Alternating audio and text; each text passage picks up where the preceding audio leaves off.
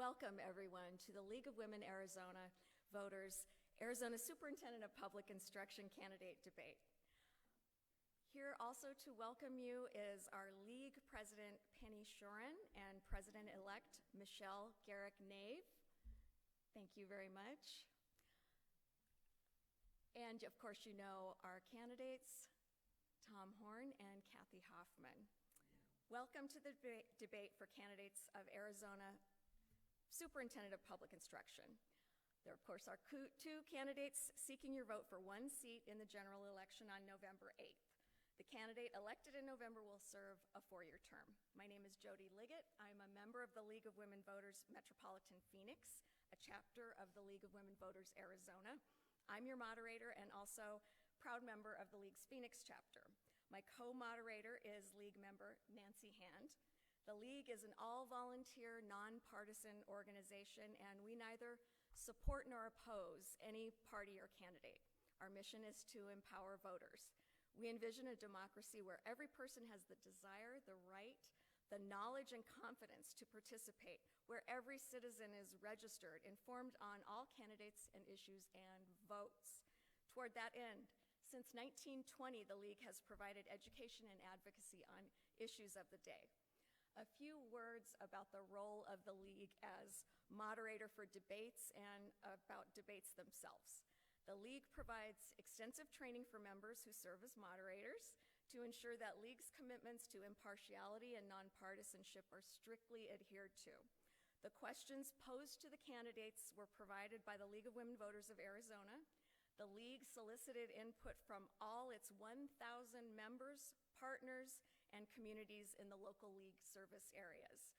The purpose of this debate is for each member of the audience here and online to hear from the candidates for Superintendent of Public Instruction why they would be the best choice for serving all Arizonans. Our goal for this debate, of course, is fairness, civility, and engagement.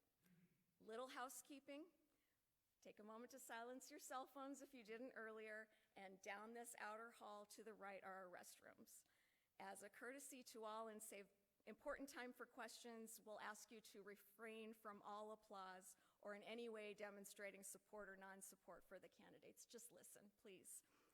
I would like to introduce our timekeepers and helpers for this evening. Candace Englert and Andreas Mosley, right here are timekeepers.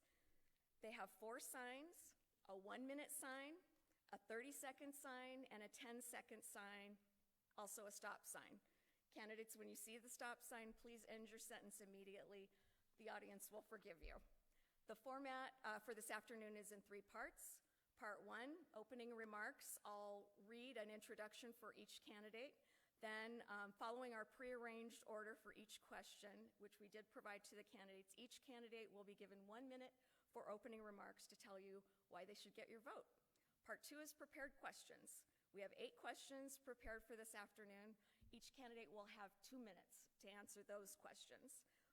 If it's deemed appropriate by either of the moderators, we may give a 30-second rebuttal to another candidate if the other candidate has mentioned them by name. Every candidate has the right to refuse to rebut. Closing remarks are the part 3 of this. I will close the questioning and candidates will each have 1 minute for the final question to answer why you should vote for them. We will begin closing statements about 3:55 to ensure that we end right on time at 4 p.m. However, the candidates will likely stay around for 30 minutes or so to meet with you on the patio outside and talk about any questions, other questions you might have. Finally, I need to review the agreed upon guidelines for this debate. Candidates have been informed not to use their cell phones. And for the 3rd time, I'll ask that you silence your phones. Thank you. The moderators will determine the order of speaking and responding. Candidates will remain muted until they're called upon to speak. We will observe our time limits strictly. The recording of this debate is the property of the League, and permission must be sought to rebroadcast the debate or portions of the entire broadcast. Our role, the moderator's role, is to manage the debate fairly for all candidates and their audience to keep the discussion moving forward. Our candidates have agreed in advance to be courteous and respectful, of course. Our moderator's decisions are final, and we reserve the right to pause or adjourn the debate. cut question time short, anything that we need to do to keep it on track and keep it civil. All the candidates running for the seat were invited. We also urge all candidates in this election to participate in the League's voter guide website, vote411.org. This is an amazing resource for the community where candidates answer all sorts of questions, and you can look them up online. That's vote411.org. Now, what we've been waiting for. I'd like to introduce you to our candidates and give each candidate 1 minute to make their opening remarks. Kathy Hoffman. Superintendent Kathy Hoffman was elected in 2018, making her the first educator to lead the Arizona Department of Education in over 20 years. Superintendent Hoffman has spent her entire career working in public education, first as a preschool teacher and then as a speech-language pathologist. She began her career in the Vail School District in southern Arizona before joining the Peoria School District. She saw firsthand the problems within our schools and the challenges our students face every day. Now, as Arizona's Superintendent of Public Instruction, she's tackling the issues head-on. Ms. Hoffman, you have 1 minute. Thank you. First, good afternoon, and thank you so much for joining us today.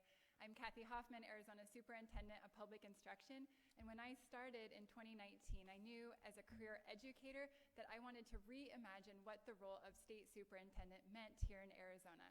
I wanted to be the chief advocate and champion for public education in Arizona.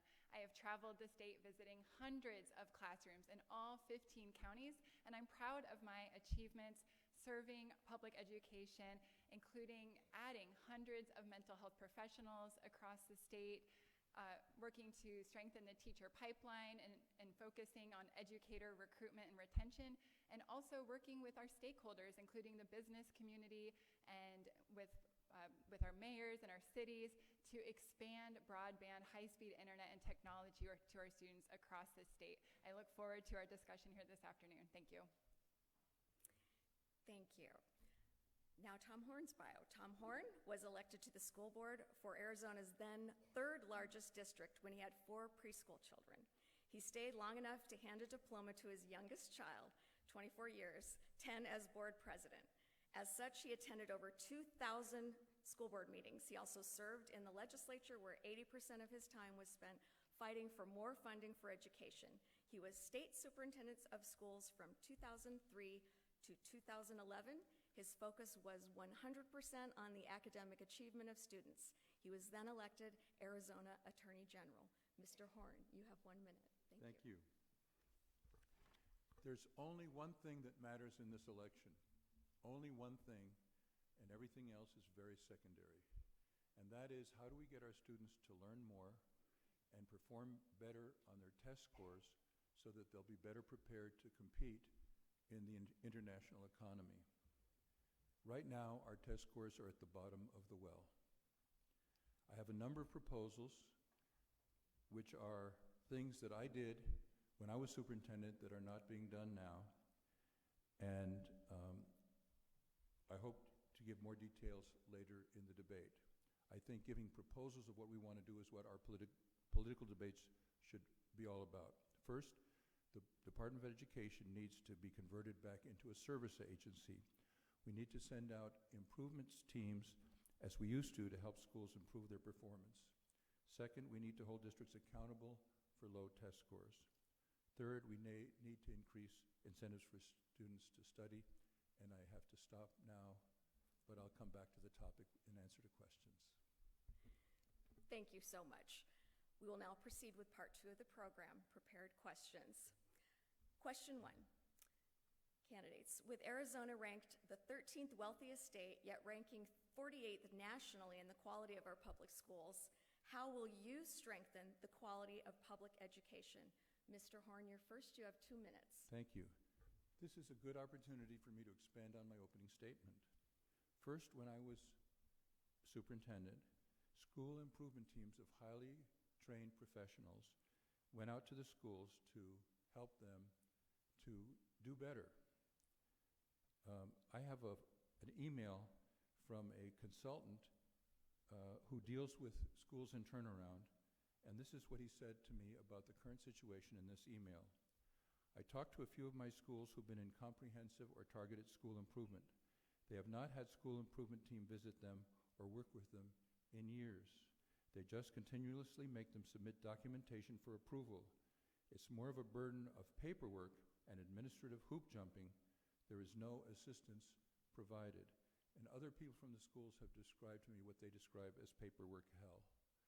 We need to get back to the Department of Education as a service agency, there to service the schools, help them do better with school improvement teams. Secondly, when I was superintendent, if our helping the schools didn't work and they still had low test scores, I would schedule a meeting to determine if the state should take over the school district as provided for by law. What would happen is once I scheduled the meeting, we got their attention and the test scores came up by themselves and we didn't have to actually take them over. But nothing like that is being done now. If we expect our districts to focus on academics, we need to be willing to hold them accountable when their test scores are low.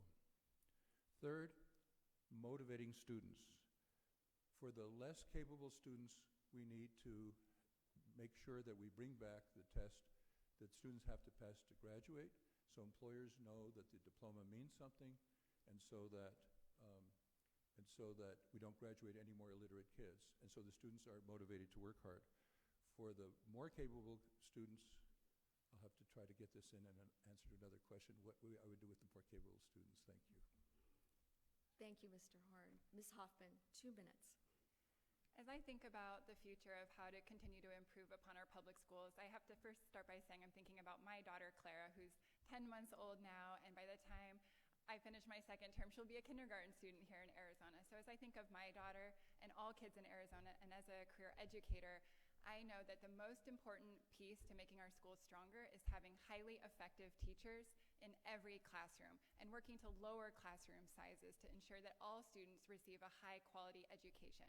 When I started in 2019, one of the first things I did was establish an educator recruitment and retention team in the Department of Education, which is providing supports to our districts and charters across the state on how they can strengthen and retain the amazing high-quality teachers that they have in their schools. I'm also proud of our investment to work with NAU and the Arizona K-12 Center to create the first of its kind in Arizona, a teacher residency program, which is modeled after the medical residency program. So these are for individuals, many of whom are making a career change. They already have their bachelor's degrees. They work alongside a master teacher in one of our amazing public schools. Here right now it's starting in Phoenix. And when they finish the program, they graduate with their Masters of Education from NAU, and then they're committed to continue working in Arizona public schools. So this is an excellent way that has had a lot of success in other states to strengthen the teacher pipeline.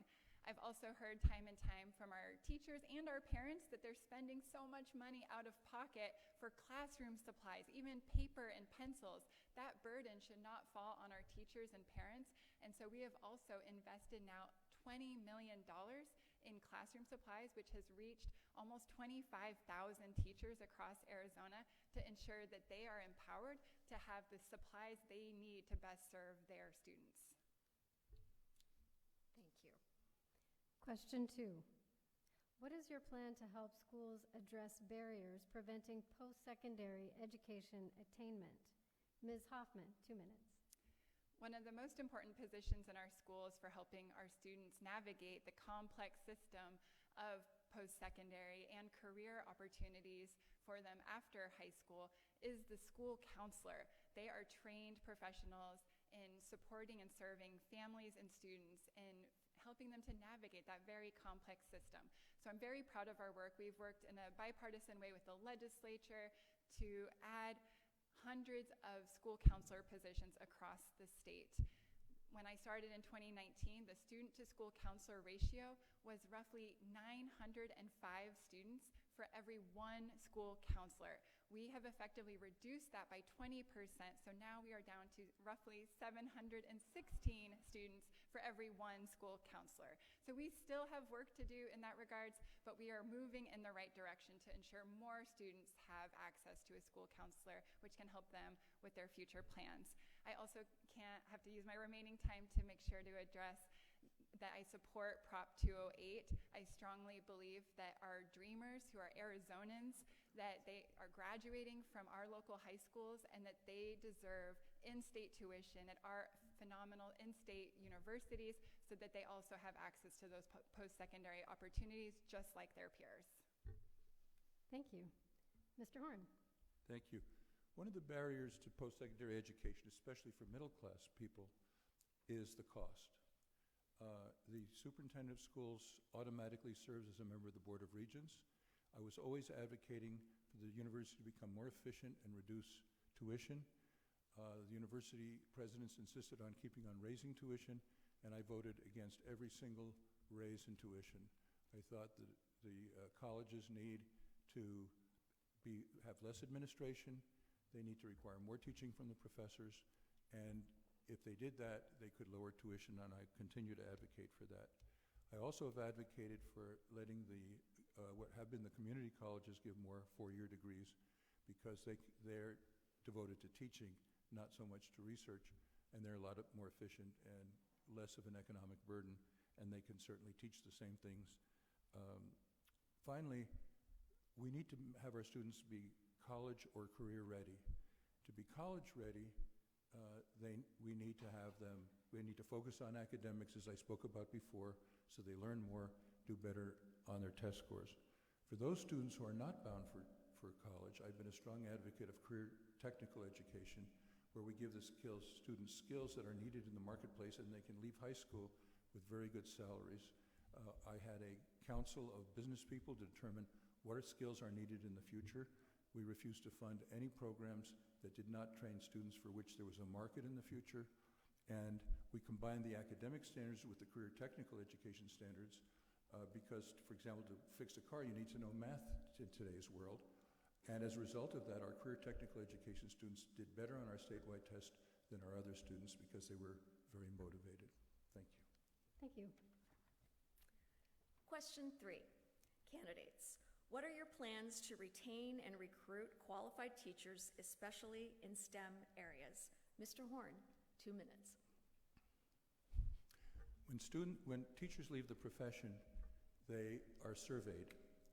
What's the reason you're leaving the profession? And the number one reason they give is not salary, that's number 2.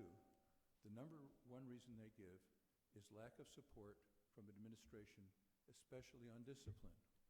And under the regime of social emotional learning, teachers are told not to discipline kids because it might hurt their feelings. I believe we cannot have learning unless we have disciplined classrooms. And during my 24 years on the school board, we did not reverse a teacher one time on an issue of discipline, not one time. We became known as the toughest district around, our learning went up, and our test scores went up.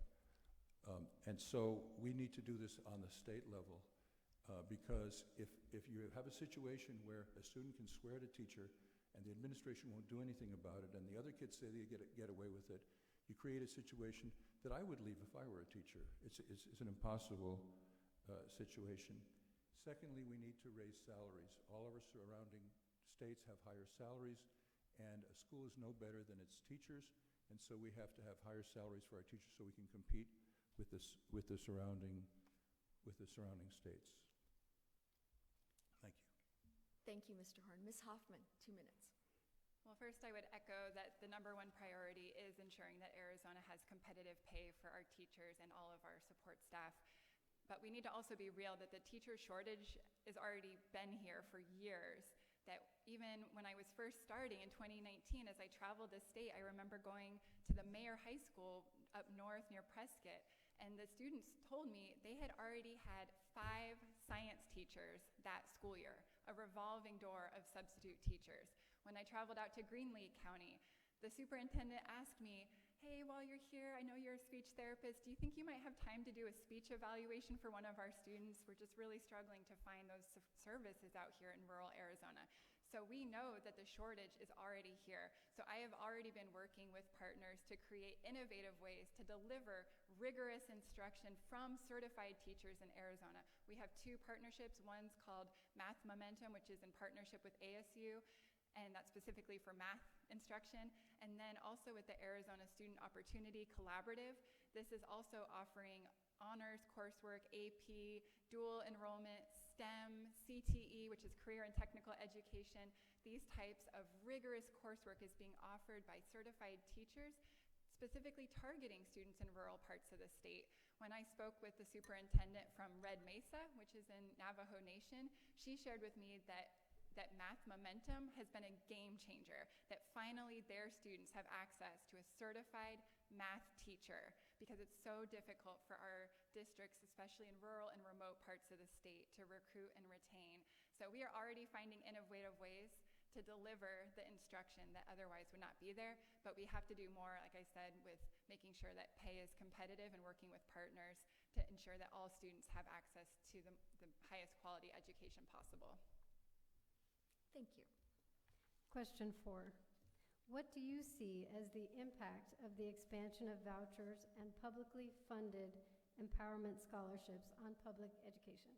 Ms. Hoffman, 2 minutes. Well, first, we all know that Arizona voters made it very clear in 2018 when they voted at 2-1 margins no to voucher expansion in Arizona, and for good reason. We are already seeing the impact now as we begin to implement the expansion of the ESA voucher program.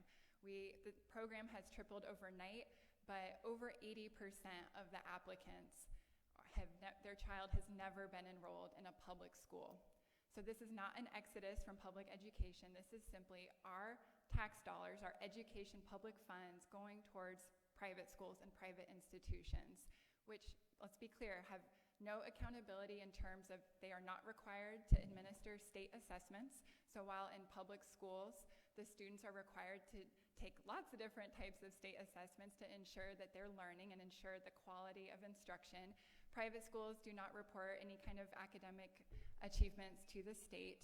The private schools, the leaders can be profiting from the tax dollars, and they can close the school with no notice to family, which is exactly what happened up in Snowflake, Arizona, when a private school that was advertised for children with autism shut down with no notice to families. And private schools can teach pretty much anything, and they can turn away any student. They can turn away a student for having a disability. They can turn away a student for being part of the LGBTQ community. So to me, that is no place for our public tax dollars to be funding private school institutions where, to me, I'm calling it the black hole of tax dollars for education, because we truly do not know what the outcomes of these students are. Thank you, Ms. Hoffman. Mr. Horne.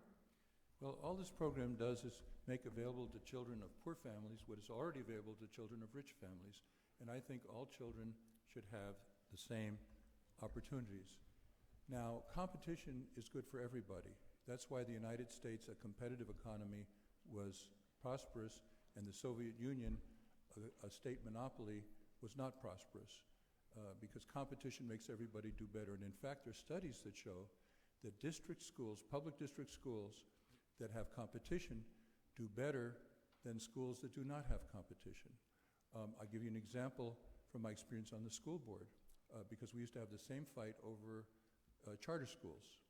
And so I remember when the teachers said they wanted to eliminate advanced placement classes that didn't have enough students because not enough qualified. They thought that was inefficient, and they wanted to eliminate them. And I said, if you eliminate those courses, all of your best students are going to go to charter schools. And that ended the discussion. They didn't talk about it anymore. So competition causes everybody to do their best academically in order not to lose students. But let me say this, if the school does lose a student because the school doesn't meet that student's needs and the parents think another school would do better, then the school does lose some money, but they also lose the expense of educating that student. What's important is not the total amount of money that goes into the school, but the amount of money per pupil. You're better off in a smaller school that gets less total money but more money per pupil than a larger school that gets a lot more total money, but they're getting less money per pupil. The smaller school gets more money per pupil, even though the less total money, they're better off. So it does not have the financial impact that many people who have criticized me for supporting parental choice have alleged. It comes out the same amount per pupil, and parents have a choice to send their kids where they think they will do best. Thank you, Mr. Horne. Question 5. What oversight will you exercise over charter schools, which are public schools, to ensure compliance with state and federal laws?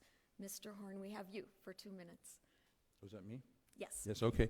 Yes, well, obviously, the law has to be enforced. Any school or any person violating the law, that needs to be investigated. But I think the problem is really the opposite of that suggested by the question. The problem is that our charter schools are now over-regulated. The idea of charter schools was that they should be innovative. And in recent years, charter school people are telling me they can't be innovative anymore because a bunch of over-regulation has overcome them that we didn't have when I was superintendent. And in fact, I know of an A-rated charter school that went out of business because they were A-rated on their academics, but they couldn't keep up with all the paperwork. So I'm committed, I've made that commitment. If I'm the superintendent, I get to appoint someone to the charter school board. I will fight to reduce the over-regulation of the charter schools so they don't have to deal with paperwork hell any more than the districts should have to deal with paperwork hell. And that way they can be innovative, which was the idea of charter schools in the first place. Thank you. Ms. Hoffman. I think it's really important that there is accountability for all of our schools, no matter where our children are attending, to ensure that we have high standards for what is being taught and how the schools are operating in terms of their finances. And so I'm an active participant on the state charter board, and I support the frameworks that we've adopted as a board. And there's 3 frameworks.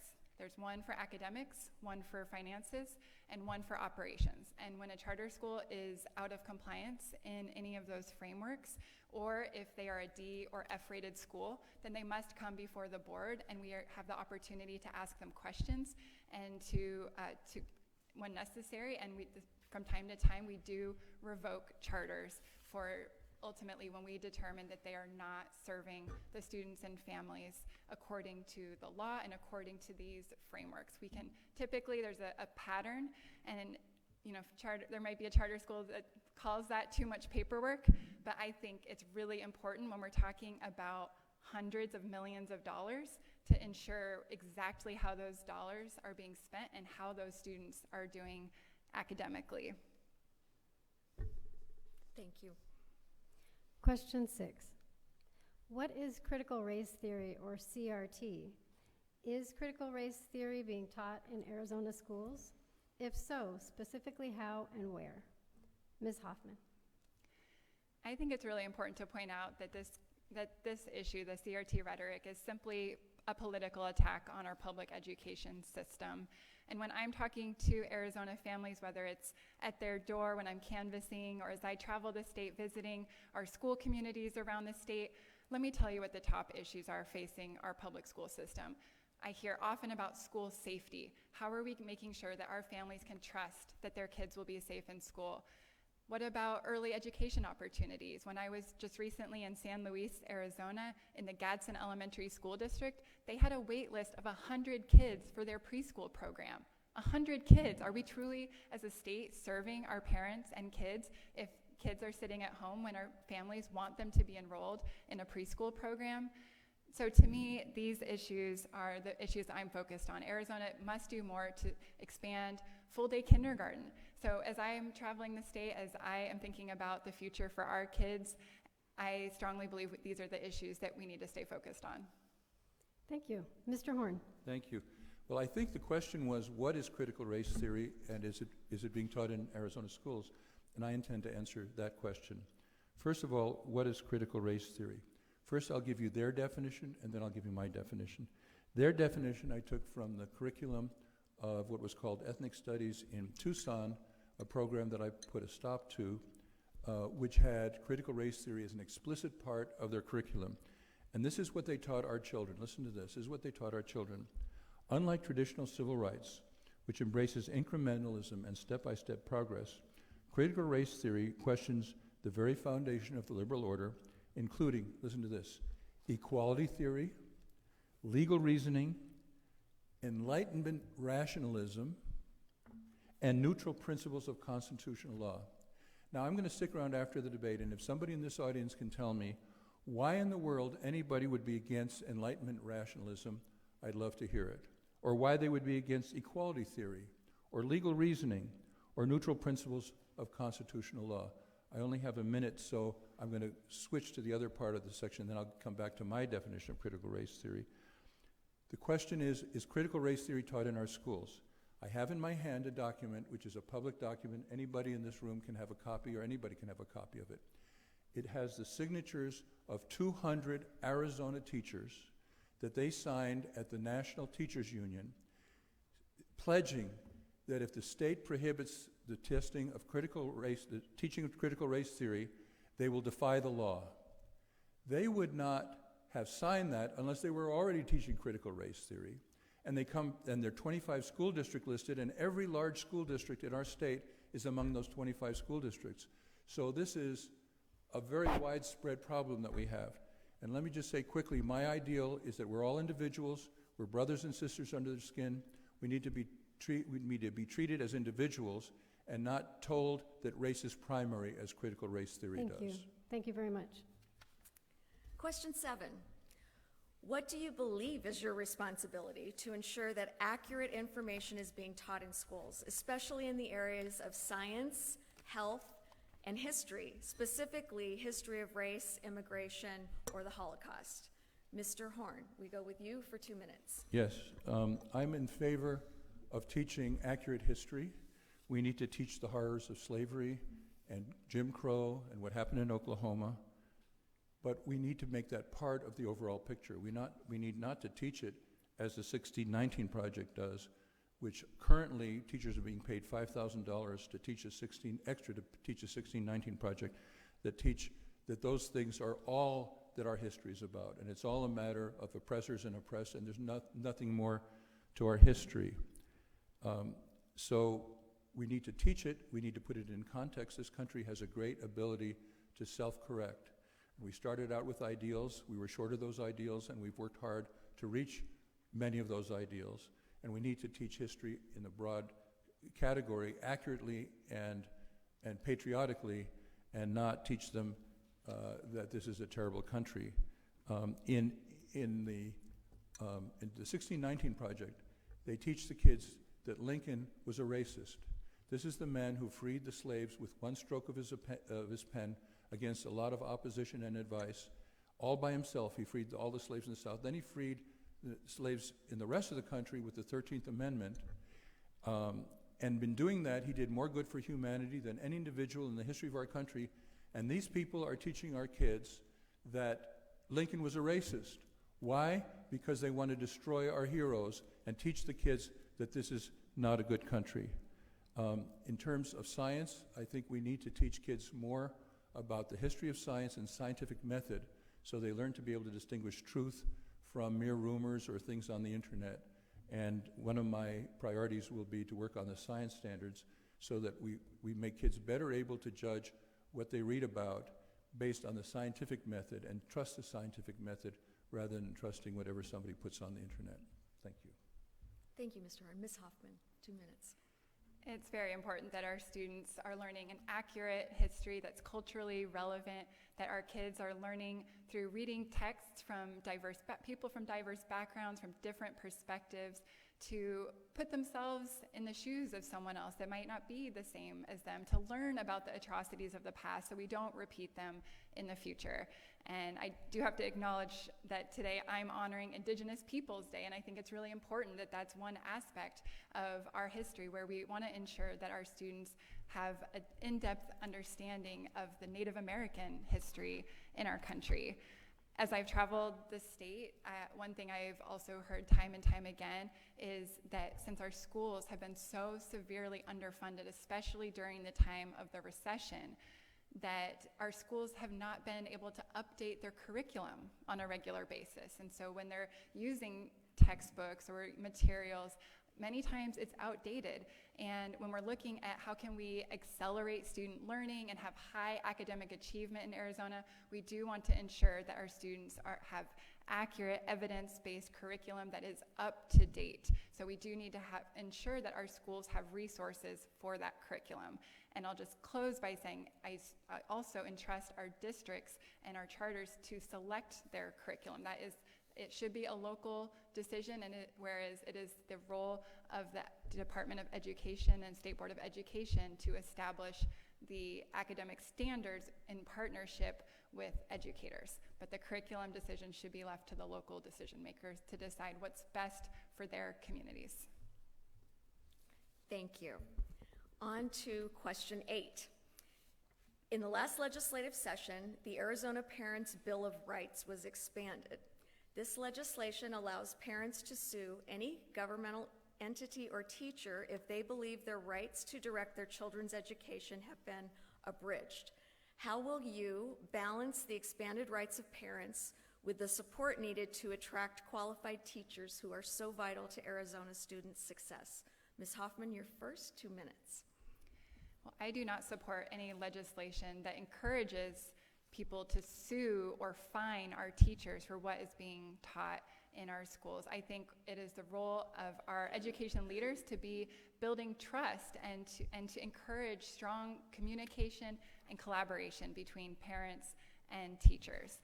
As a parent, that's what I want when I have my daughter in school, is to have a strong partnership with the teacher where I can look at her homework and ask the teacher questions and strengthen relationships, rather than this rhetoric which is creating fear and distrust in our public school system. And these are oftentimes political attacks, which are attacks on our teachers, making them very fearful to return to the classroom.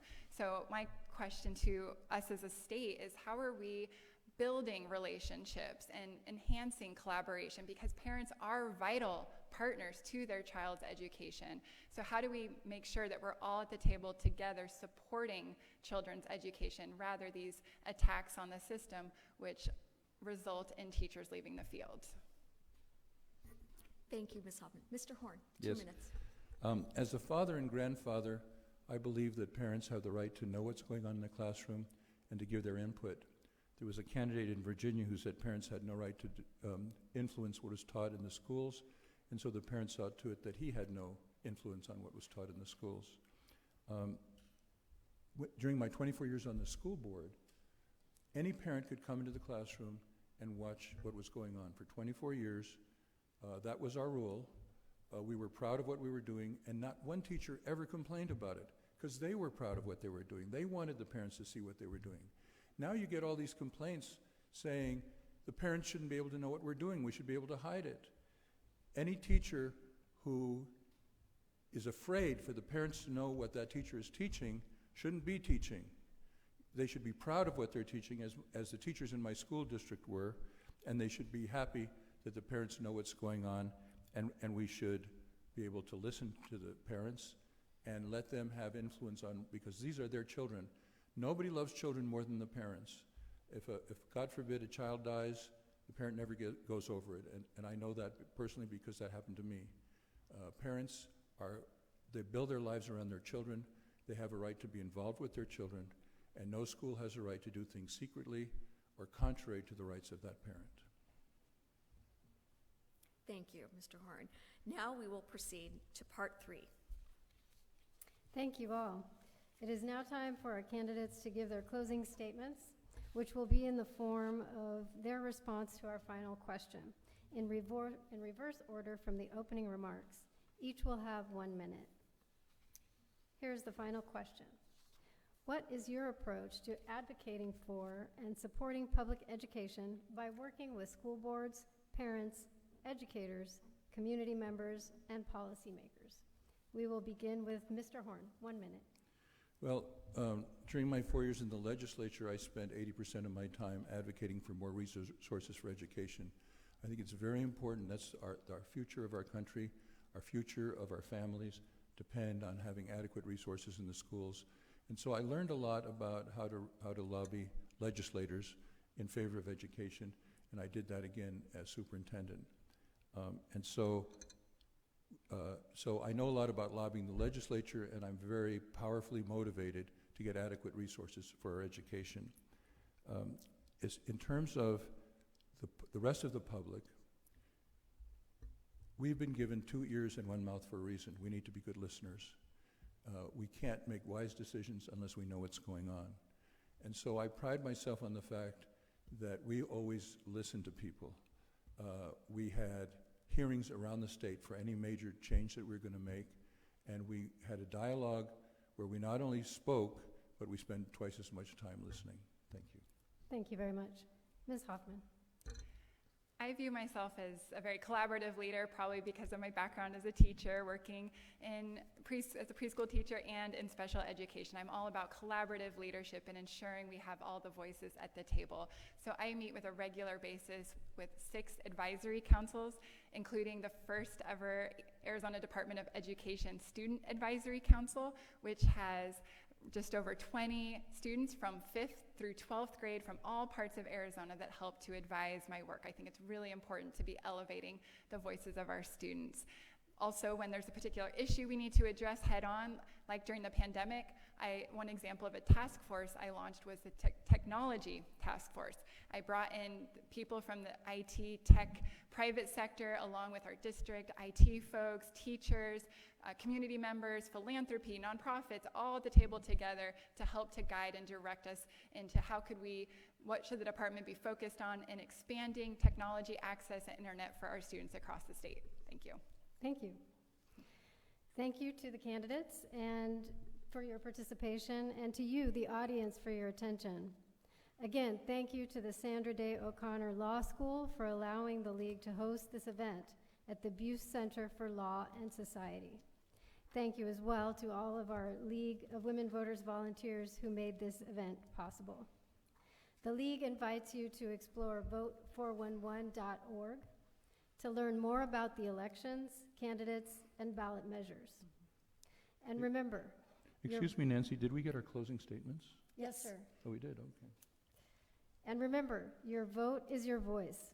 Election Day is Tuesday, November 8th, 2022, and ends promptly at 7 p.m. Tuesday, October 11th, tomorrow, is the last day to register, and the League of Women Voters encourages every voter to get informed and to vote all the way down your ballot. If you need information on how to finish your ballot, go to vote411.org. Thank you for coming, and please travel home safely.